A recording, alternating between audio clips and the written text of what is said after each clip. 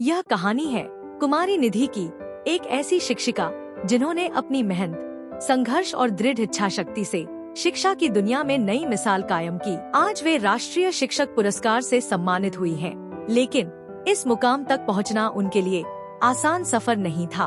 कुमारी निधि ने महज 20 वर्ष की उम्र में बतौर शिक्षक अपनी यात्रा शुरू की थी।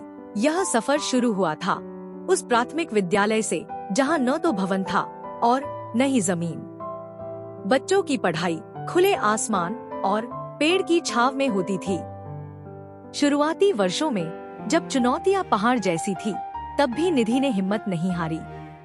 उनकी कोशिशों का असर हुआ और 3 सालों के भीतर विद्यालय को भवन मिल गया। स्थानांतरण के बाद निधि को एक बार फिर बिना भवन और बिना भूमि वाले विद्यालय ही मिला, इस बार किशनगंज के सुहागी गांव में। यहाँ भी उन्होंने घर घर जाकर बच्चों को स्कूल से जोड़ना शुरू किया। धीरे धीरे बच्चे जुड़ने लगे और पढ़ाई फिर से पेड़ों की छाव में शुरू हुई। सरकार का ध्यान गया, भूमि मिली और स्कूल का निर्माण हुआ। लेकिन निधि की चुनौती खत्म नहीं हुई थी।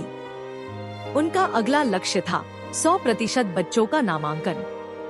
इसके लिए उन्होंने अभियान चलाए और नतीजा यह हुआ कि गांव के सभी बच्चों का नामांकन सुनिश्चित हुआ। अब बारी थी बच्चों को शिक्षा से जोड़ने की। निधि ने इसका नया तरीका निकाला, खेल खेल में पढ़ाई। बच्चे उत्साह से सीखने लगे।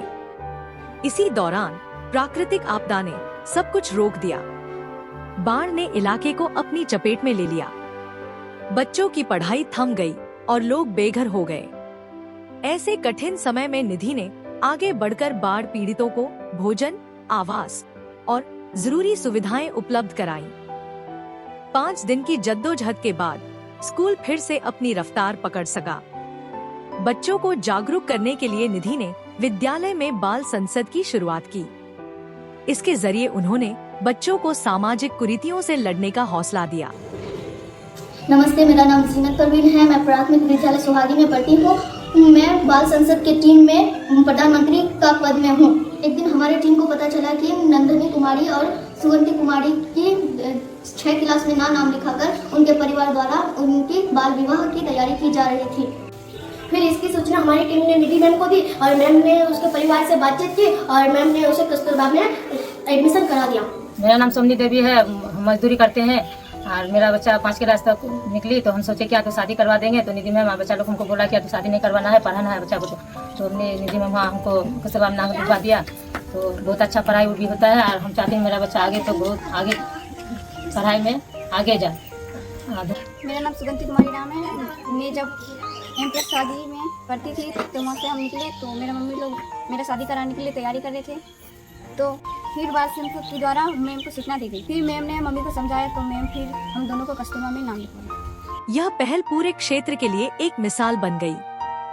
फिर आया कोरोना काल। जब चारों ओर डर और निराशा का माहौल था, कुमारी निधि ने 80 प्रवासी मजदूरों को आश्रय, भोजन और दवाएं उपलब्ध कराईं। उनकी इस मानवीय सेवा की तारीफ विभाग और कई अन्य मीडिया संस्थानों ने भी की। निधि ने सिर्फ बच्चों की शिक्षा तक अपने प्रयास सीमित नहीं रखे। उन्होंने अभिभावकों, खास तौर पर महिला अभिभावकों को स्वास्थ्य समस्याओं के प्रति जागरूक किया। इससे शिक्षा के साथ साथ सामाजिक सुधार की एक नई राह भी खुली। इन सतत प्रयासों का ही परिणाम है कि कुमारी निधि का नाम इंडिया बुक ऑफ रिकॉर्ड्स 2025 में दर्ज हुआ। इसके अलावा उन्हें विभाग की ओर से भी राजकीय सम्मान प्राप्त हुआ और अब उनके समर्पण को राष्ट्रीय स्तर पर मान्यता मिली है, जब उन्हें मिला है राष्ट्रीय शिक्षक पुरस्कार।